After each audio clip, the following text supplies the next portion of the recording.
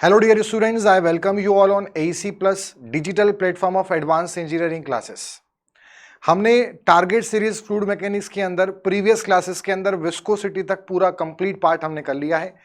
Bulk modulus and compressibility भी हम previous lecture के अंदर पढ़ चुके हैं। आज के सेशन के अंदर हम यहाँ पर बात करेंगे दो important property, surface tension, capillarity effect, capillarity, waiting and non waiting fluid concept. ये जो भी हम तीन प्रॉपर्टी जिनकी मैंने अभी बात करी है, ये प्रॉपर्टी सिर्फ लिक्विड ही के फिनोमेना में देखी जाती है, मतलब ये लिक्विड इंटरफेस पे देखी जाती है, या हम बोल सकते हैं ये प्रॉपर्टी एक्सक्लूसिवली लिक्विड की होती है। गैसेस का सरफेस टेंशन नहीं होता, गैसेस कैपिलैरिटी इफेक्ट शो नहीं करती, और waiting and non waiting concept gases के लिए नहीं है। जो ये प्रॉपर्टी अब हम आज डिस्कस करने जा रहे हैं पर्टिकुलरली लिक्विड्स के लिए। आप सिंक्रोनाइजेशन को समझिएगा। जो पहली प्रॉपर्टीज मैंने ली थी, बेसिक प्रॉपर्टीज, जैसे कि density, specific volume, specific gravity, relative density and viscosity, वो लिक्विड और गैसेस दोनों के लिए थी। फिर हमने पढ़ा बल्क मॉड्यूलस और कंप्रेसिबिलिटी, वो सिर्फ गैसेस के लिए मेनली डिफाइंड होती है। और वहीं पर आज जो हम प्रॉपर्टी पढ़ रहे हैं ये सिर्फ लिक्विड्स की होती है, जो कि है surface tension, capillarity effect and waiting and non waiting concept. तो स्टार्ट करते हैं आज के हमारे सेशन को। जो टारगेट सीरीज है, जो कि एसएससी जेई 2023 एग्जामिनेशन और आरआरबी जेई के लिए हमने यहाँ पे कंप्लीट आपको सभी सब्जेक्ट्स तक जो थ्योरी पोर्शन है वो यहाँ पे कवर करते हुए चलेंगे। वो Vijay sir environmental engineering civil branch के लिए ले रहे हैं। टाइमिंग है 4 PM, और मैं सिविल और मैकेनिकल दोनों ब्रांच के स्टूडेंट्स के लिए फ्लूइड मैकेनिक्स 5:30 PM पर यहाँ पर कंडक्ट कर रहा हूँ। और ये भी आपको ध्यान रखना है कि जो भी हमारे सेशंस यहाँ पर मंडे टू फ्राइडे पे हो रहे हैं, उनका हम जो उनमें डाउट्स अगर आपको हैं तो आप कमेंट सेक्शन के अंदर पोस्ट कर सकते हैं। आपके डाउट प्लस साथ में कुछ क्वेश्चंस, स्पेशल क्वेश्चन, जितना टॉपिक हमने वीक में कवर करा उसको हम सैटरडे के दिन लाइव कनेक्ट करेंगे, लाइव जुड़ेंगे और लाइव क्लास के अंदर डाउट्स एंड न्यूमेरिकल प्रैक्टिस करेंगे।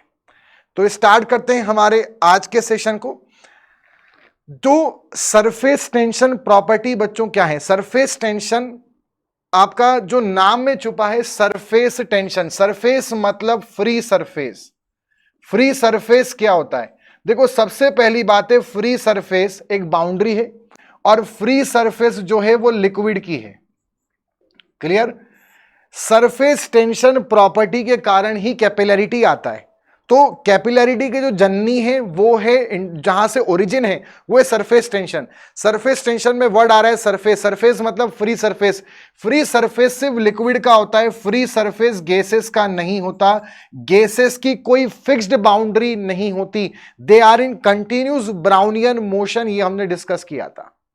सरफेस का मतलब यहां पर इंटरफेस से भी है। इंटरफेस का मतलब होगा एक जंक्शन। इंटरफेस का मतलब होगा एक जंक्शन, एक ऐसा जंक्शन जहां पर जो लिक्विड है और जहां पर जो गैस है, ये दोनों आपस में आके इंटरेक्ट करती है। गैसेस का मेरा मतलब है एयर से। तो जैसे मान लीजिए हमारे पास एक कंटेनर है और इस कंटेनर में यहां पे लिक्विड फिल है और यहां पर क्या आ गया? Atmospheric air. तो ये जो आपको दिख रहा है top layer of the liquid, इसको हम इंटरफेस बोल सकते हैं। ये फ्री सरफेस कहलाएगी। फ्री सरफेस पर कौन सा प्रेशर लगेगा ये ध्यान रखना। फ्री सरफेस वह सरफेस होगी जहां पर एटमॉस्फेरिक प्रेशर लगेगा। कौन सा प्रेशर लगेगा? Atmospheric pressure. तो अभी मैंने ये बात करी, कैपिलैरिटी क्या है वो हम आगे समझेंगे। उसका जो ओरिजिन है वो सरफेस टेंशन के कारण हुआ है। सरफेस टेंशन है इसलिए कैपिलैरिटी है।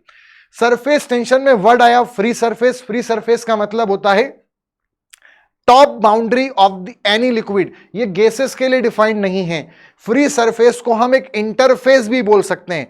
इंटरफेस का मतलब एक ऐसा जंक्शन जहां पे लिक्विड जो किसी कंटेनर में फिल्ड है वो एटमॉस्फेरिक एयर के साथ जहां उनका दोनों का मिलन हो रहा है, जहां जंक्शन हो रहा है, उसको हम इंटरफेस को क्या बोल सकते हैं? Free surface.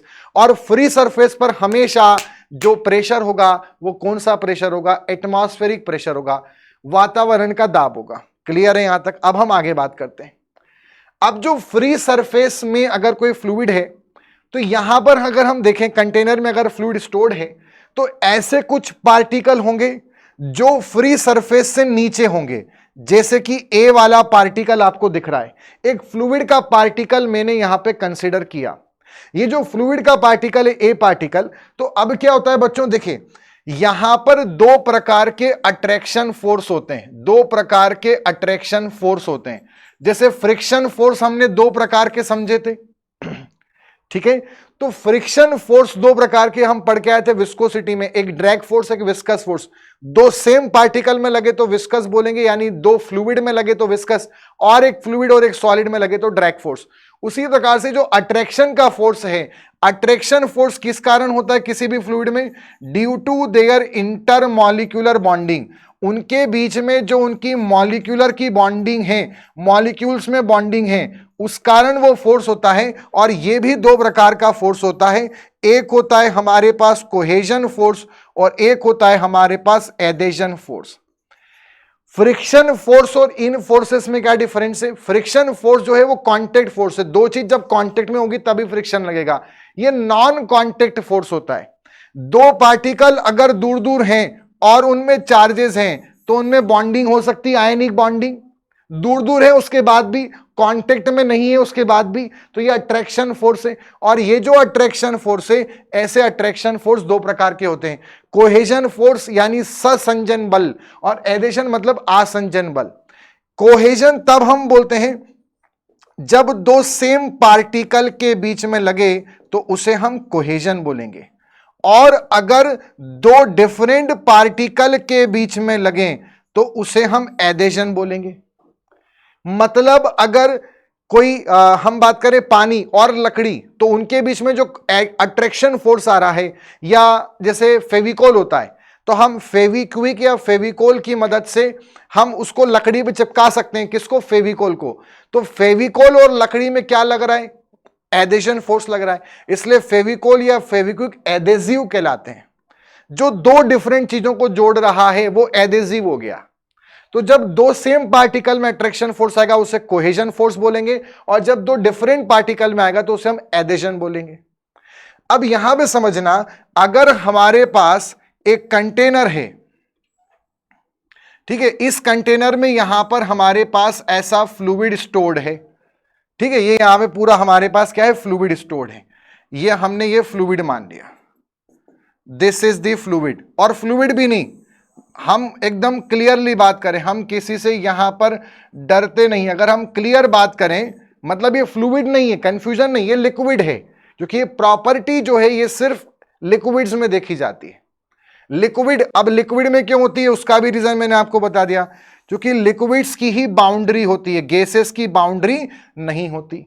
तो ये हमारे पास लिक्विड हो गया। अब इसमें मैं तीन पार्टिकल कंसिडर कर रहा हूं। एक पार्टिकल मैंने कंसिडर करा कहीं पर फ्री सरफेस के नीचे, एक पार्टिकल मैंने यहां पे कंसिडर करा एकदम बीच में कहीं पर, फ्री सरफेस पर एक पार्टिकल मैंने कंसिडर करा, और एक पार्टिकल मैंने कंसिडर करा यहां पर सी और डी। ये दो पार्टिकल मैंने यहां पे कंसिडर करे। अब हम जानते हैं ए अगर एक फ्लूइड पार्टिकल है, क्लियर है, तो ये एक फ्लूइड पार्टिकल है। तो अभी जैसे हमने देखा था कि जो भी आपके दो पार्टिकल होते हैं, इसके आसपास सभी इसके भाई लोग होंगे, सभी वाटर मॉलिक्यूल या लिक्विड मॉलिक्यूल्स होंगे। जो भी वो लिक्विड होगा तो उनके बीच में जो अट्रैक्शन फोर्स होगा उसे हम कोहेजन फोर्स बोलेंगे। तो इसके आजू बाजू सभी पार्टिकल इसको अपनी तरफ अट्रैक्ट करेंगे। क्या करेंगे? अट्रैक्ट करेंगे, करेंगे हर डायरेक्शन में, चारों दिशाओं में एक के आसपास पार्टिकल ही पार्टिकल होंगे, इनफाइनाइट लिक्विड मॉलिक्यूल्स, तो वो सब उसे अट्रैक्ट करेंगे। और अल्टीमेटली ये कौन सा फोर्स लगा रहे हैं इस पर? Cohesion force. अगर मैं सी वाले पार्टिकल या डी वाले की बात करूं, देखो सी वाला जो पार्टिकल है इसको अगर हम देखें तो जो सी वाला पार्टिकल है उसके आसपास इधर ही लिक्विड मॉलिक्यूल्स हैं, तो ऐसे इसको खींच रहे हैं, ऐसे खींच रहे हैं, ऐसे खींच रहे हैं, ठीक है। और इधर से कौन खींच रहा है? इधर से जो फोर्स इस पर लग रहा होगा वो, जो भी ये सिलेंडर है, जो भी ये ग्लास है, मान लो ये ग्लास है कंटेनर, तो ग्लास और इसके बीच में जो फोर्स लग रहा है वो कौन सा फोर्स होगा? वो एडेशन फोर्स होगा। तो एडेशन फोर्स के कारण वो वहां पे स्टिक है। ठीक है, अब अगर हम बात करते हैं डी वाले की, अगर हम डी वाले पार्टिकल की बात करेंगे तो डी वाला पार्टिकल है, उस पर जो पार्टिकल्स हैं वो सब इस तरफ है, तो वो इसको इस तरफ खींच रहे होंगे, बट उसके उधर कंटेनर है, तो कंटेनर ने इसको एडेशन फोर्स लगा के इस तरफ रोक के रखा होगा। तो सी और डी पार्टिकल वहीं पे स्टक है। ए पार्टिकल पे हर तरह से कोहेजन फोर्स आ रहा है, अट्रैक्शन फोर्स आ रहा है, सब ए को अपनी तरफ खींच रहे हैं। अगर हम बी वाले पार्टिकल की बात करें, यहां पर कोई भी गैस होगी या एयर होगी, ठीक है, तो एयर के जो पार्टिकल हैं जो बी के ऊपर होंगे, बी के ऊपर जो एयर के पार्टिकल हैं वो उसको अट्रैक्शन फोर्स नहीं देंगे। क्लियर, उतना उनका बॉन्डिंग स्ट्रांग नहीं होगी। तो अगर मैं बी वाले पार्टिकल की बात करूं तो बी वाले पार्टिकल पे उसके आसपास जो मॉलिक्यूल हैं वो उस पे अट्रैक्शन फोर्स लगाएंगे। क्लियर, इस तरह से यहां पर इस पे अट्रैक्शन फोर्स लगेगा। अब अगर हम इसको देखें तो इतना जो पूरा है, ये इतना पूरा सब आपस में इधर वाले से कैंसल आउट हो जाएगा, इतना पूरा इससे कैंसल आउट हो जाएगा, नलीफाई हो जाएगा। इस पर जो नेट रिजल्टेंट फोर्स है वो जीरो हो जाएगा, क्योंकि सारे जो अट्रैक्शन लगा रहे हैं वो सब कट पिट गए। यहां पर थोड़ा फोर्स रहेगा, थोड़ा एडेशन रहेगा और नेट कोहेजन होगा, इधर से नेट कोहेजन होगा, अडेशन होगा, उससे वो थोड़ा सा एक रिजल्टेंट फोर्स मिलेगा और उस तरह से वो वॉल बाउंड्री से कंटेनर से अटैच्ड रहेगा, सी और डी पार्टिकल। अगर मैं बी की बात करूं तो जितने इधर के लेफ्ट मोस्ट फोर्स हैं और राइट मोस्ट है आपस में नलीफाई हो जाएंगे। तो क्या आप ये मानते हो सी पर ये फोर्स जो है वो नलीफाई नहीं हो पाएगा, क्योंकि ऊपर से कोई फोर्स नहीं है, मतलब यहां पर एक net force, net resultant force आएगा, वो जीरो नहीं होगा। मेरा कहने का मतलब जितने भी पार्टिकल लिक्विड मीडियम में फ्री सरफेस के नीचे जितने भी पार्टिकल मौजूद हैं, सब पे नेट रिजल्टेंट फोर्स हमेशा कितना होगा? जीरो, सब कैंसल आउट हो जाएगा। जो ये पार्टिकल है ये यहीं पर स्टिक होगा, जो ये पार्टिकल है वो यहीं स्टिक होगा, बट जितने पार्टिकल फ्री सरफेस पर लाई कर रहे हैं, इन सब पार्टिकल के ऊपर एक नेट डाउनवर्ड फोर्स काम करेगा। क्लियर है? इसको ऐसे भी हम इमेजिन कर सकते हैं, जैसे हमने घर में कई बार हम कपड़े डालते हैं बाहर सूखने के लिए छत पर, तो हमने एक रस्सी बांधी, ये रस्सी कौन है? ये रस्सी और कोई नहीं बल्कि हमारी फ्री सरफेस है, ये और कोई नहीं बल्कि ये सी और डी पार्टिकल हैं, और उन पे जो नेट रिजल्टेंट फोर्स नीचे की तरह जो हम रस्सी पे कपड़े डालते हैं उन पर जो ग्रेविटी फोर्स लगता है कपड़ों के ऊपर, गीले कपड़ों के ऊपर, वो और कोई नहीं बल्कि हर एक कपड़ा हमारा एक लिक्विड मॉलिक्यूल है, लिक्विड पार्टिकल है जो फ्री सरफेस पर बैठा है, और उस कपड़े पर जो वजन आ रहा है, जो ग्रेविटी फोर्स आ रहा है, वो और कोई नहीं बल्कि एक नेट डाउनवर्ड फोर्स है, जो किस कारण आया? कोहेजन के कारण आया। सो ये जो नेट डाउनवर्ड फोर्स ऐसा लग रहा है और वो वहां पर अटैच्ड है, तो क्या हम ऐसा बोल सकते हैं इसके कारण जो हमारी ये स्ट्रिंग है, जो हमारी ये रोप है, जो हमारी ये रस्सी है, सी और डी पॉइंट पे ये थोड़ी सी हमारी जो रस्सी है ये थोड़ी सी बेंड हो जाएगी, ये इस प्रकार से हो जाएगी, थोड़ी सी खींच जाएगी, ऐसा होता है? हां सर होता है। मतलब थोड़ी सी खींच जाएगी, मतलब इस सरफेस के अंदर थोड़ा सा अब एक टेंशन फोर्स आना चालू हो जाएगा, राइट? कैसा फोर्स आना चालू हो जाएगा? एक कैसा फोर्स आना चालू हो जाएगा? एक टेंशन फोर्स आना चालू हो जाएगा, और ये जो टेंशन फोर्स यहां पर आना चालू होगा, इसी टेंशन फोर्स को हम क्या बोलते हैं बच्चों? Surface tension force, surface tension force, इसी को हम सरफेस टेंशन फोर्स बोलते हैं। यह सरफेस टेंशन नहीं है, सरफेस टेंशन तो प्रॉपर्टी है, यह सरफेस टेंशन का बल है, फोर्स है, इसकी यूनिट है न्यूटन। यह सरफेस टेंशन नहीं है। सरफेस टेंशन क्या है वो 2 मिनट बाद बता रहा हूं। मतलब आपको समझ में आया हुआ क्या? जब भी कोई लिक्विड हमारे पास होगा तो जो भी पार्टिकल फ्री सरफेस में नीचे लाई कर रहे हैं उनमें कभी भी कोई नेट रिजल्टेंट फोर्स आएगा ही नहीं, और जो जो पार्टिकल फ्री सरफेस पर लाई कर रहे हैं उन सब पार्टिकल पे एक नेट डाउनवर्ड फोर्स होगा जो कि वो बैलेंस नहीं हो पाएगा, वो कैंसिल नहीं हो पाएगा, बाकी सब कैंसिल आउट हो गए। तो जो जो पार्टिकल फ्री सरफेस के ऊपर लाई कर रहे हैं उन पे चूंकि नेट आपका डाउनवर्ड फोर्स काम कर रहा है, सो उस डाउनवर्ड फोर्स का, उस नेट डाउनवर्ड फोर्स का, उस नेट, वो जो डाउनवर्ड फोर्स है वो कौन सा फोर्स था? वो कोहेजन का फोर्स था। वो जो नेट डाउनवर्ड कोहेजन फोर्स है उसका जो क्यूमुलेटिव इफेक्ट है, जो समअप है, उसी ने किसको जनरेट करा? उसी ने सरफेस टेंशन फोर्स को जनरेट करा है। मैं फिर बता दूं, मैं यही बोल रहा हूं कि जो कोहेजन है, वो जो कोहेजन का फोर्स है, ये जो फोर्स नीचे लग रहा है वही ये फोर्स है। मैं ये नहीं बोल रहा हूं, ये बिल्कुल नहीं है, ये ग्रेविटी फोर्स है। या मतलब ग्रेविटी फोर्स तो कपड़ों के अंदर हो गया जो हमने एग्जांपल लिया था। ये यहां पर कोहेजन फोर्स है, ये इसमें कोहेजन है, ये इसमें कोहेजन है, ये इसमें कोहेजन है, ये इसमें कोहेजन है। जो पार्टिकल फ्री सरफेस पर बैठा है उसको उसके नीचे वाले पार्टिकल खींच रहे हैं, वो नीचे वाले पार्टिकल उस पर अट्रैक्शन फोर्स लगा रहे हैं, वो कोहेजन फोर्स है। इन सब कोहेजन फोर्स का जो क्यूमुलेटिव इफेक्ट है, जो समअप है, उसने सरफेस टेंशन को उत्पन्न किया। उससे वो जो फ्री सरफेस है वो थोड़ी सी खिंच गई। वो जो सरफेस, वो जो फोर्स आया फ्री सरफेस पर, वो जो टेंशन फोर्स आया, वो सरफेस टेंशन फोर्स है। आ गई बात समझ में? फिर रिपीट कर रहा हूं, कोहेजन ही सरफेस टेंशन है, नहीं, गलत। जो सभी पार्टिकल पे कोहेजन का इफेक्ट आ रहा है, हर एक पार्टिकल पे, उसने सरफेस टेंशन को उत्पन्न किया है, जनरेट किया है। Cause of surface tension is what? Cause of surface tension is cohesion. सभी को इतना समझ में आया? अब बात आती है कि सर ये जो फोर्स आपने बताया, ये सरफेस टेंशन फोर्स क्यों बोलते हैं? यही सरफेस टेंशन क्यों नहीं है? इसका रीजन क्या है? ये प्रॉपर्टी क्यों नहीं हो सकती? ये फोर्स क्यों है? इसका रीजन ये है बच्चों कि आज अगर मान लो आपने एक छोटा सा गिलास लिया और उसमें पानी डाला तो उसमें यह फोर्स आएगा। अगर आपने बड़ी सी बाल्टी ली तो उसमें पानी डाला तो उसमें भी आएगा, बट जो इफेक्ट आएगा वो थोड़ा सा कम महसूस होगा। एक पतली सी चीज में इसका प्रभाव बहुत ज्यादा महसूस होगा।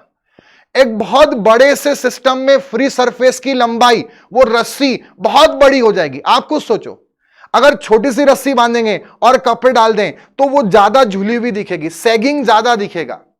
अगर वहीं पर रस्सी बहुत बड़ी है तो वो सेगिंग थोड़ा सा कम प्रतीत होगा। अपारेंट की बात कर रहा हूं। ऐसे ही अगर हम पानी किसी तालाब में देखें तो वहां सरफेस टेंशन हमें कम महसूस होगा। वही पानी हम किसी नदी में देखें तो हमें सरफेस टेंशन कम महसूस होगा, पर है जरूर। और वही पानी समुद्र में है तो हमें बहुत कम महसूस होगा। कहने का मतलब यह है कि ये जो फोर्स आया ये तो वेरी कर रहा है, और अगर ये कंडीशन टू कंडीशन वेरी करे तो ये किसी भी लिक्विड की प्रॉपर्टी हो ही नहीं सकता। इसलिए सरफेस टेंशन ये फोर्स कहलाया, ये प्रॉपर्टी नहीं है। प्रॉपर्टी सरफेस टेंशन है। तो सर फिर प्रॉपर्टी क्या है वो तो बताओ। तो अब वो समझो। मान लो इसकी जो लंबाई है, इस सरफेस की जो लंबाई है वो L है। तो ऐसा देखने को मिला एक्सपेरिमेंट से कि अगर पानी एक छोटे से गिलास में हो, या पानी एक बड़े से बर्तन में हो, या पानी बाल्टी में हो, या पानी टंकी में हो, या पानी लेक में हो, या पानी समुद्र में हो, फोर्स अलग अलग होगा। बट अगर एक ही लिक्विड है तो ऐसे केस में ये जो फोर्स आ रहा है पर यूनिट लेंथ जो आएगा, या न्यूटन पर मीटर जो बनेगा, ये हमेशा कांस्टेंट देखा गया। कहने का मतलब 1 मीटर का अगर हम टुकड़ा लें, 1 मीटर का टुकड़ा लें, यूनिट लेंथ में फोर्स की बात करें तो वो चाहे एक छोटा सा ग्लास हो, या बाल्टी हो, या तालाब हो, या झील हो, या नदी हो, या समुद्र हो, अगर एक ही लिक्विड की बात कर रहे हो तो वो जो आंसर है वो हमेशा सेम आएगा, मतलब वो प्रॉपर्टी है और उसी का नाम बच्चों दिया गया पृष्ठ तनाव या सरफेस टेंशन, और उसको सिग्मा से इंडिकेट किया गया।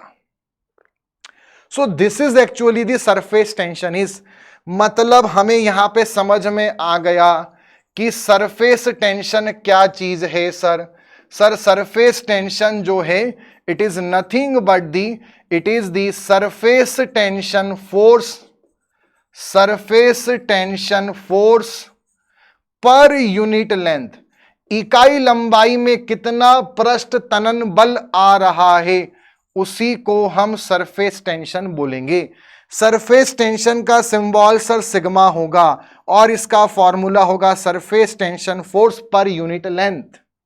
यानी कि सर अगर देखें तो इसकी जो यूनिट है अगर हमसे कोई पूछेगा तो हम न्यूटन पर मीटर बोलेंगे। बहुत बढ़िया। सर अगर हमसे कोई इसका डायमेंशन पूछेगा तो हम आंसर बोलेंगे mLT-2/L, यानी हम आंसर बोलेंगे MT-2, क्योंकि L से L कट गया। क्लियर है यहां तक? और सर अगर हमसे कोई आज के बाद सरफेस टेंशन का कॉज पूछेगा, कॉज ऑफ सरफेस टेंशन, तो सर हम याद रखेंगे हमेशा हम जो कॉज है, वजह है, वो किसको बताएंगे? कोहेजन। और कोहेजन को जनरेट किसने करा? तो सर हम बता देंगे जनरेट करा है cumulative effect of unbalanced downward जो नीचे की तरफ लग रहे थे, कोहेजिव फोर्सेस। समझ लेना, जो भी फ्री सरफेस पर पार्टिकल बैठे थे उनमें जो डाउनवर्ड कोहेजिव फोर्स लग रहे हैं, जो अनबैलेंस थे, जो कैंसल नहीं हो पाए, जो नलीफाई नहीं हो पाए, उनका सबका क्यूमुलेटिव इफेक्ट है जो सरफेस टेंशन फोर्स को लेके आता है। यानी कॉज ऑफ सरफेस टेंशन में वापिस बोल रहा हूं कौन है? कोहेजन है। आगे सभी को बात समझ में? सरफेस टेंशन के अंदर एक और बात ध्यान रखना, सरफेस टेंशन अगर आपसे पूछा जाए सरफेस टेंशन की वैल्यू, तो पहली बात तो लिक्विड का होता है, तो वाटर का जो होता है वो होता है 0.0736 न्यूटन पर मीटर। वहीं पर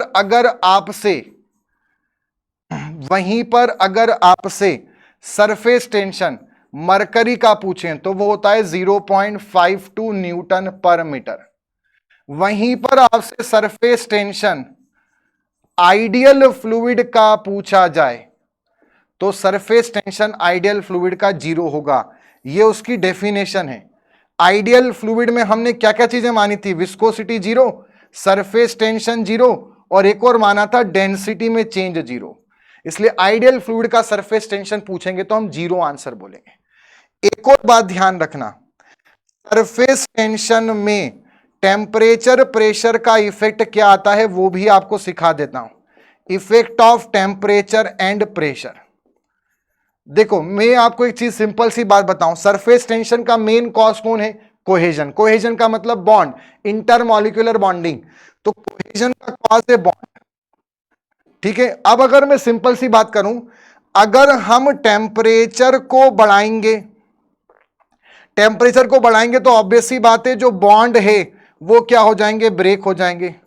बॉन्ड ब्रेक हो जाएंगे तो कोहेजन कम हो जाएगा, और कोहेजन कम होगा तो स्वाभाविक सी बात है सरफेस टेंशन कम हो जाएगा। मतलब ये खून में उतार लेना है, सरफेस टेंशन टेम्परेचर के इनवर्सली प्रोपोर्शनल है। आ गई बात समझ में? दूसरी चीज मैंने आपको ये विस्कोसिटी में भी समझाई थी, विस्कोसिटी का कॉज भी कोहेजन था, इंटरमॉलिक्यूलर बॉन्डिंग लिक्विड्स में। तो ये ध्यान रखना प्रेशर जो है उससे बॉन्डिंग में कुछ फर्क नहीं पड़ता, इसलिए विस्कोसिटी में भी चेंज नहीं आया था। मतलब सरफेस टेंशन जो है वो प्रेशर पे डिपेंड नहीं करता, सरफेस टेंशन सिर्फ टेम्परेचर पे डिपेंड करता है। मतलब जितना जितना टेम्परेचर बढ़ाते जाएंगे उतना सरफेस टेंशन जीरो हो जाएगा। तो ये भी बात ध्यान रखना, ये पूछा जाता है। कोई भी अगर मान लो, ये इंपॉर्टेंट नोट बता रहा हूं, कोई भी हमारे पास अगर एक लिक्विड है तो उसका जो क्रिटिकल पॉइंट है, क्या है क्रिटिकल पॉइंट, ऐसा पूछते हैं किसी भी लिक्विड का जो क्रांतिक बिंदु है, क्रिटिकल पॉइंट है, उस पे सरफेस टेंशन कितना होगा, तो सरफेस टेंशन जीरो होगा। बात आती क्रिटिकल पॉइंट क्या है, क्रिटिकल पॉइंट और कुछ नहीं बच्चों, बॉइलिंग पॉइंट है, boiling point of any liquid. तो ऑब्वियस सी बात है, बॉइलिंग पॉइंट पर तो कोई भी जो लिक्विड पे बॉयल होने लगता है वो लिक्विड से वेपर फेस में जाएगा। वेपर गैसियस फेस होती है, गैस में बॉन्डिंग ब्रेक हो जाती है, बॉन्डिंग नहीं होती, वीकेस्ट बॉन्डिंग होती है। तो ऑब्वियस सी बात है, सरफेस टेंशन क्या हो जाएगा, जीरो हो जाएगा। मतलब किसी भी लिक्विड के क्रिटिकल पॉइंट पर या बॉइलिंग पॉइंट पर या क्रिटिकल टेम्परेचर पर उसका जो सरफेस टेंशन होगा वो जीरो होगा। ध्यान रहेगा इतना, क्या सभी को इतना क्लियर है? एक और चीज यहां से पूछी जाती है, ऐसी कौन सी प्रॉपर्टी है जिसके कारण मच्छर जो है वो पानी पे फ्लोट कर पाता है या रेस्ट कर पाता है या पानी पर बैठ पाता है, पर वहीं पर मक्खी जो होती है वो पानी में डूब जाती है। तो मॉस्क्यूटो जो है, जैसे आपने सुना होगा कहीं पर अगर स्टिल वाटर है तो मॉस्क्यूटो वहां पर ब्रीडिंग करते हैं, अंडे देते हैं और पनपते हैं और बीमारियां फैलाते हैं। इसलिए अगर डेंगू वगैरह मलेरिया से बचना है तो अपने घर के आसपास खुला या खड़ा पानी, स्टैंडिंग वाटर ना हो, ऐसा कहा जाता है। तो इसमें ध्यान रखना, मॉस्क्यूटो जो पानी पर बैठ पा रहा है, सीट ऑन वाटर, उसके पीछे भी चमत्कार जो है वो और कोई नहीं बल्कि अपने भैया सरफेस टेंशन ही है। मच्छर का उसमें कोई स्पेशल कॉन्सेप्ट नहीं है। सर फिर मक्खी में क्यों नहीं हुआ ऐसा? और हाथी बैठता है तो डूब जाता है और हम बैठते हैं तो हम डूब जाते हैं, बट मॉस्क्यूटो बैठता है तो सर वो बैठा रह जाता है और वो फिर अंडे देते रहता है। ऐसा क्यों सर, ऐसा भेदभाव क्यों? उसके कॉन्सेप्ट को समझते हैं।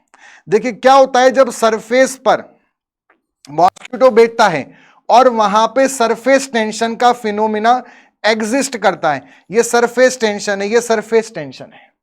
अब इसमें क्या होता है बच्चों, ये जो हम अभी थोड़ी देर बाद आगे कॉन्सेप्ट पढ़ेंगे एंगल ऑफ कांटेक्ट वाला, ठीक है? तो इससे जब हम यहां पर सरफेस टेंशन का जब कंपोनेंट बनाएंगे, है ना, तो यहां पर ऊपर की तरफ सरफेस टेंशन का ये एक फोर्स है, तो इसका एक हॉरिजॉन्टल कंपोनेंट बनेगा, एक वर्टिकल कंपोनेंट बनेगा।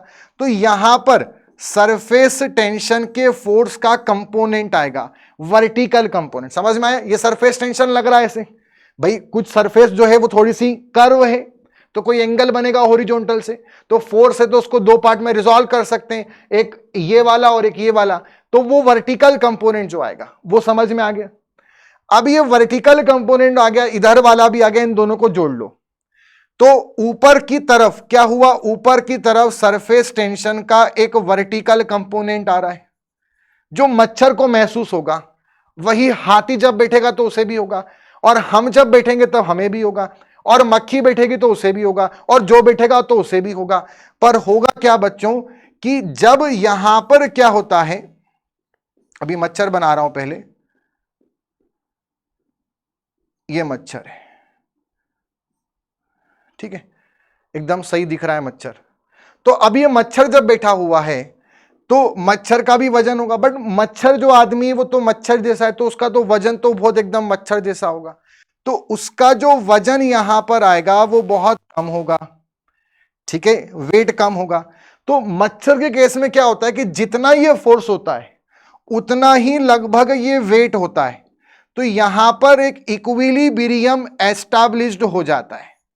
देखो ये चीज कांस्टेंट है, बट मच्छर के केस में वजन और फोर्स जो ऊपर बनता है वो लगभग बैलेंस हो जाता है, इसलिए मच्छर पानी में आराम से मस्ती से बैठता है, धूप सेकता है और अंडे देता है।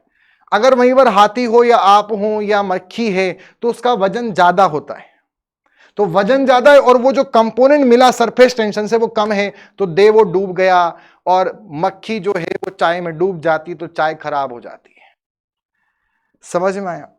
तो यही चीज आप इसको बात ध्यान रखना। दूसरा यहां से हमें एक बात की और फीलिंग मिली कि सरफेस टेंशन बच्चों मतलब मच्छर में लग रहा है पर मक्खी में नहीं लग पा रहा है, मतलब इससे एक बात और फीलिंग मिल रही है। सरफेस टेंशन का जो ये जितने भी फिनोमेना है, सरफेस टेंशन से दुनिया में जितने भी चमत्कार होंगे, ये सब चमत्कार माइक्रोस्कोपिक लेवल पे होंगे। ये माइक्रो फिनोमेनाज है, मतलब जो भी सरफेस टेंशन कलाकारी करेगा वो सब किस लेवल पर होगी, वो सब की सब माइक्रोस्कोपिक लेवल पर देखने को मिलेगी। मैक्रोस्कोपिक पर क्या होगा, मैक्रोस्कोपिक पर जैसे ही जाएंगे तो वजन ज्यादा होने लग जाएगा, चीजों का, ऑब्जेक्ट्स का वजन ज्यादा होने लग जाएगा और वहां पर वो चीज कम हो जाएगी, तो वहां पर कोई चीज डूबेगी या तैरेगी।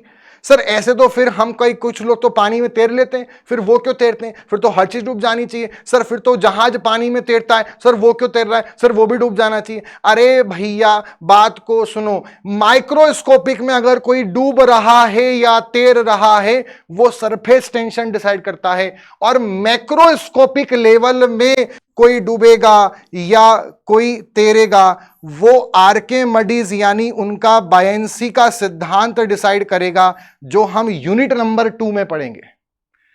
समझ में आया बात, मतलब बहुत पते की बात कर रहा हूं जो एकदम आपके दिमाग को निकल के दिल को छुएगी। बात ध्यान से सुनना, सरफेस टेंशन वह आदमी है जो माइक्रोस्कोपिक दुनिया में लोगों को डुबाता या तैराता है, बट मैक्रोस्कोपिक दुनिया में वो आर्किमिडीज हैं जो ऑब्जेक्ट को डुबाते या तैराते हैं। आ गई बात समझ में? आई होप आप पूरा कॉन्सेप्ट यहां से क्लियर हो गया होगा। सरफेस टेंशन की बात आपको समझ में आ गई होगी। अच्छा, सरफेस टेंशन पर हम एक और चीज यहां पर बात कर लेते हैं कि सरफेस टेंशन के कारण ही बच्चों क्या होता है, सरफेस टेंशन की प्रॉपर्टी के कारण ही जो पानी की जो बूंद होती है, जब पानी ऐसे ऊपर से गिरता है आसमान से तो उसका वो लिक्विड ड्रॉपलेट के फॉर्म में गिरता है। पानी सोप बबल का फॉर्मेशन, मतलब ये जो पानी की बूंदें बनती हैं, जो लिक्विड ड्रॉपलेट होती हैं, जो वाटर ड्रॉपलेट हैं, उसके बाद साथ में जो सोप बबल है, साबुन के बुलबुले का बनना है, साथ में लिक्विड की जेट है। लिक्विड की जेट क्या होती है सर, हमने तो मॉस्किटो जेट सुनी है। अरे जैसे आपने मान लो कहीं पर पाइप लगाया नल में और वो पाइप से नली से वो पानी ऐसे निकल रहा है, आपने कभी सोचा है कि वो जो नली में से जब पानी बाहर निकल रहा है तो वो सिलेंड्रिकल फॉर्म में क्यों निकल रहा है? चलो सर वो तो आप कुछ भी बोल रहे हो, अगर हम स्पीड में हम कम कर दें, फ्लो कम कर दें तो ऐसे ही गिर जाएगा, और अगर बहुत तेज कर दें तो बहुत तेज ऐसे जाएगा, तो वो सिलेंड्रिकल फॉर्म में होगा। मैंने मान लिया। आप ये सोचो, आप ये भी सोच रहे होंगे सर वो पाइप गोल था, ठीक है, हम कुछ एग्जांपल लेते हैं। मान लो कोई नहर है, कोई कैनाल है, कोई चैनल है और उसका आकार है रेक्टेंगल, ठीक है, कैनाल तो देखी होगी आपने रेक्टेंगल शेप की। कोई कैनाल को इमेजिन करो, उससे जब पानी गिर रहा है, कैनाल से थोड़ा ऊपर से है, ग्राउंड से जब पानी गिर रहा है तो वो भी एग्जैक्ट गोल आकार का नहीं होता, मैं मानता हूं, बट आप देखते हो वो सरफेस हल्की सी वहां से, वो तो रेक्टेंगल शेप की थी कैनाल, पर उससे बाहर आने से हल्का सा वो कर्व्ड शेप ले लेता है। ये क्यों हुआ? कहने का मतलब जब भी कोई भी लिक्विड जैसे ही एटमॉस्फेयर के कांटेक्ट में आता है वो अपनी जो सरफेस है उसको मिनिमम से मिनिमम ऑक्यूपाई करना चाहता है, मिनिमम सरफेस एरिया ऑक्यूपाई करना चाहता है, और मिनिमम सरफेस एरिया ऑक्यूपाई करने की जो टेंडेंसी उसके पास है वो भी उसको प्रोवाइड करने वाला जो व्यक्ति है वो है सरफेस टेंशन। मैं ये नहीं बोल रहा हूं कि surface minimum surface area occupy करता है इसलिए सरफेस टेंशन है, मैं ये बोल रहा हूं कि सरफेस टेंशन मौजूद है, ऐसा होता है, सरफेस अपने आप को खींच सकती हैं, उस वजह से वो अपना मिनिमम सरफेस एरिया ऑक्यूपाई करती हैं, और इसी कारण साबुन का बुलबुला बन पाता है, इसी कारण वाटर ड्रॉपलेट बन पाती है, इसी कारण किसी भी लिक्विड की ड्रॉपलेट बन सकती है, और इसी कारण हर चीज कहीं से निकलने के बाद एक कर्व्ड सरफेस बना लेती हैं due to the property of surface tension. मच्छर पानी में बैठा due to surface tension, soap bubble formation, droplet formation, jet formation due to surface tension. इतना आप सभी को यहां तक समझ में आया? तो अब यहां पर कि सर ऐसा क्यों कि सरफेस एरिया वो मिनिमम क्यों ऑक्यूपाई करना चाहता है वो समझना। कोई भी हमारे पास एक हमने मान लिया ये ड्रॉपलेट है ना, ये ड्रॉप है किसी भी लिक्विड का, तो इसको जो ये ऐसा सरफेस बनाने में इस ड्रॉपलेट को कुछ ना कुछ तो एनर्जी लगी होगी, उसको ऐसा कुछ करने के लिए कुछ ना कुछ वर्क डन करना पड़ा होगा। तो अपने एक ड्रॉप बनाने के लिए, अपनी सरफेस को बनाने के लिए उसके पास एक एनर्जी होती है, वर्क डन करना पड़ता है, और उस एनर्जी को हम बोलते हैं सरफेस एनर्जी। क्या बोलते हैं? Surface energy. जो सरफेस एनर्जी होती है बच्चों, सरफेस एनर्जी का फॉर्मूला होता है surface tension into surface area. जितना ज्यादा किसी भी चीज का, ये इंसान के अंदर भी, जो आदमी जितना मोटा होता है उसका जितना ज्यादा शरीर है, जितना बड़ा शरीर है, एकदम फैक्ट बात बोल रहा हूं, उतना सरफेस एरिया उसका ज्यादा होगा, और जितना एरिया ज्यादा होगा उतनी उसमें उसको अपनी पूरी बॉडी को दिन भर चलाने में उसको बहुत एनर्जी लगेगी। और मोटा आदमी अपने आप को थका सा और बिल्कुल बेसहारा सा महसूस करेगा। एनर्जी बहुत ज्यादा उसको लगती है काम करने के लिए। वहीं दुबले पतले जो व्यक्ति होते हैं वो बहुत ज्यादा फुर्तीले होते हैं, उनको एनर्जी कम लगती है क्योंकि उनका एरिया कम है। ऐसे ही जो भी ड्रॉपलेट है, लिक्विड है, उनको जो अपनी वो सरफेस बनाने के लिए जो एनर्जी लगी वो सरफेस एनर्जी होती है, और उसका फॉर्मूला है surface tension into surface area. Simple सी बात है, देखो बच्चों, जितना आपका ये सर मिनिमम सरफेस एरिया क्यों ऑक्यूपाई करना चाहते हैं, इसका रीजन है जितना एरिया ज्यादा होगा उतनी एनर्जी ज्यादा होगी। समझ लेना, यहां पर जितना सरफेस एरिया ज्यादा होगा उतनी सरफेस एनर्जी ज्यादा होगी। और इस दुनिया में बच्चों ध्यान रखना, एनर्जी का और स्टेबिलिटी का एक इनवर्स संबंध है हमेशा। मोटा आदमी, उसको ज्यादा एनर्जी लगेगी तो वो स्टेबल बहुत कम होता है, बहुत कम स्टेबल। वहीं पर अगर आप एक दुबले पतले व्यक्ति को देखो वो ज्यादा स्टेबल है। उसी चीज को आप वहां पर समझो। ऐसे ही जो भी, जैसे मान लो कोई व्यक्ति है, उसको आपने काइनेटिक एनर्जी दे दी तो वो भागने लग जाएगा। जितना काइनेटिक एनर्जी ज्यादा होगी उतना स्टेबिलिटी कम होगी। तो कोई भी एनर्जी हो, एनर्जी और स्टेबिलिटी का इनवर्स संबंध है। तो अगर एरिया ज्यादा है तो एनर्जी ज्यादा है, तो जो स्टेबिलिटी होगी उस चीज के पास में वो कम होगी। और अगर स्टेबिलिटी कम होगी तो उस केस में वो जो ड्रॉपलेट है, वो जो बबल है, वो इस यूनिवर्स में एग्जिस्ट ही नहीं कर पाएगी, वो फट जाएगा एकदम से।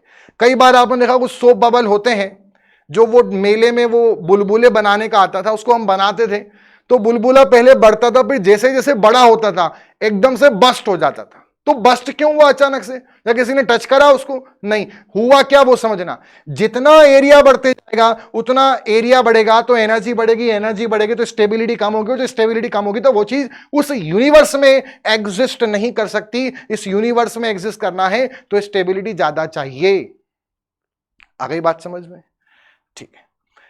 वहीं पर आप समझना, अगर सरफेस एरिया वो मिनिमम से मिनिमम ऑक्यूपाई करेगा तो उसके पास एनर्जी भी कम से कम होगी, और एनर्जी कम से कम होगी तो स्टेबिलिटी जो होगी वो ज्यादा से ज्यादा होगी, और स्टेबिलिटी ज्यादा से ज्यादा होगी तो उतना वो इस यूनिवर्स में, ब्रह्मांड में एग्जिस्ट कर पाएगा। इसलिए हर चीज, हर लिक्विड मॉलिक्यूल्स, हर लिक्विड की फ्री सरफेस अपने आप को मिनिमम से मिनिमम एरिया ऑक्यूपाई करवाना चाहती है। जो कर पाएगी वही इस यूनिवर्स में रह पाएगी, जो नहीं कर पाएगी वो फट जाएगी, बर्स्ट हो जाएगा। क्लियर? तो आई होप आपको ये कॉन्सेप्ट समझ में आ गया हो।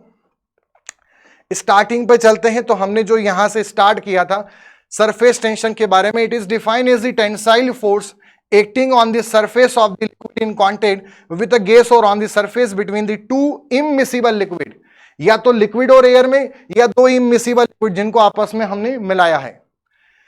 such that the contact surface behaves like a membrane under tension, मतलब इस सरफेस टेंशन के कारण या तो लिक्विड और एयर का इंटरफेस है, या दो लिक्विड और लिक्विड का, अलग अलग लिक्विड जो इमिसिबल है, जो मिक्स नहीं हो रहे हैं, तो उनकी फ्री सरफेस पर, उस इंटरफेस पर एक टेंशन फोर्स आएगा, वो सरफेस टेंशन फोर्स होगा, और जो पर यूनिट लेंथ फोर्स आएगा वो सरफेस टेंशन होगा। The magnitude of this force per unit length of the free surface is termed as surface tension, force per unit length. Clear है यहां तक? तो ये हमने समझ लिया फोर्स कितने प्रकार के हैं, ये समझ लिया। क्यों आया सरफेस टेंशन वो हमने समझा। क्यूमुलेटिव इफेक्ट, यूनिट हमने समझी। अच्छा, दूसरा एक और बात ध्यान रखना, यूनिट में एक और इंपॉर्टेंट बात बोल रहा हूं, हमने सरफेस टेंशन का एक और फॉर्मूला अभी सीखा, सरफेस एनर्जी के अपॉन में सरफेस एरिया, ये भी फॉर्मूला हमने सीखा। एनर्जी की यूनिट होती है जूल और एरिया होता है मीटर स्क्वायर। तो सरफेस टेंशन की अगर यूनिट पूछें और ऑप्शन में न्यूटन पर मीटर ना हो तो joule per metre square will be the answer, वो डेफिनेटली आंसर हो सकता है।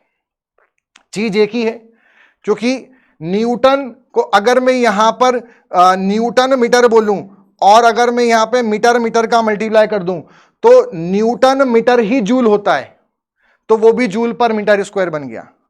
जूल एनर्जी की यूनिट है, एनर्जी या वर्क की, और वर्क होता है फोर्स इनटू डिस्प्लेसमेंट या डिस्टेंस, तो बात बराबर ही है। क्लियर है? आगे बढ़ेंगे। फिर क्यों सरफेस टेंशन हो रहा है, क्यों मिनिमम एरिया ऑक्यूपाई करना है, स्फेरिकल शेप क्यों लेना है, इन सबको वो हमने समझ लिया। नहीं लेंगी तो एग्जिस्ट नहीं कर पाएंगी। फिर सबका सरफेस टेंशन क्या होता है, सरफेस टेंशन पे टेम्परेचर प्रेशर का इफेक्ट क्या है, सरफेस टेंशन कब जीरो हो जाता है, क्रिटिकल पॉइंट पे जीरो होता है, मच्छर ही क्यों बैठ पाता है, मक्खी या हाथी या हम लोग क्यों नहीं बैठ सकते, और हमको तैराने और बैठाने के पीछे किसका हाथ होगा, ये हमने यहां पर समझा। अब हम आगे बात कर रहे हैं। क्वेश्चन है surface tension for an ideal fluid, आदर्श द्रव का सरफेस टेंशन कितना होगा, तो सही आंसर क्या हो जाएगा, जीरो। पढ़ के आ गया, ये तो आइडियल फ्लूइड की डेफिनेशन है, उसका विस्कोसिटी, उसका सरफेस टेंशन, उसमें डेंसिटी में चेंज जीरो होगा। सो अगर आप इसी तरह से और भी सब्जेक्ट्स डिटेल में पढ़ना चाहते हैं तो लाइव एंड रिकॉर्डेड मेरे साथ में जुड़ सकते हैं सार्थक बैच के अंदर, जिसके अंदर हम प्रिपरेशन करेंगे आप और मैं मिलकर एसएससी जेईई 2023 एग्जामिनेशन के लिए। अगर आप सभी एग्जाम्स के लिए प्रिपरेशन करना चाहते हैं तो विजय बैच एक बहुत बढ़िया ऑप्शन है, और इसमें all in one test series भी साथ में आपको प्रोवाइड की जाएगी। अगर आप नॉन टेक्निकल सब्जेक्ट्स के लिए परेशान हैं और ऐसा कोर्स चाहते हैं जिसमें सभी नॉन टेक्निकल कवर्ड हों, साथ में प्रॉपर लेक्चर्स हों, पीडीएफ हो, और साथ में क्वेश्चन बैंक भी आपको प्रोवाइड की जाए, तो नॉन टेक्निकल महापेक एक बहुत बढ़िया ऑप्शन है। एसएससी जेईई की टेस्ट सीरीज अगर आप सर्च आउट कर रहे हैं तो reasoning, awareness, full length mock test, साथ में पैकेज वाइज टेस्ट सीरीज भी यहां पर अवेलेबल है। आज का जो सेशन है इसको यहीं पे समाप्त करते हैं, और अगर आप इसका पूरा पीडीएफ चाहते हैं तो आप AC plus app and YT discussion channel पर इसका पीडीएफ देख सकते हैं, वहां पर आपको मिल जाएगा। अगर आपने पुराने वीडियोस नहीं देखे हैं तो कंप्लीट प्लेलिस्ट अवेलेबल है, उनको भी आप चेकआउट कर सकते हैं। आज मंडे टू फ्राइडे के अंदर जितना भी हमारा सेशन इस वीक में कंप्लीट हुआ है, इसको हम सैटरडे के दिन में 12 बजे लाइव जुड़कर आप और हम मिलकर इसके डाउट सॉल्व करेंगे और खूब सारे क्वेश्चंस प्रैक्टिस करेंगे जितना हमने कवर किया है। तो टाइमिंग ध्यान रखिएगा, सैटरडे के दिन में 12 बजे मिलते हैं अगले दिन, हाँ यानी सैटरडे के दिन में 12 बजे। Till then good bye and take care.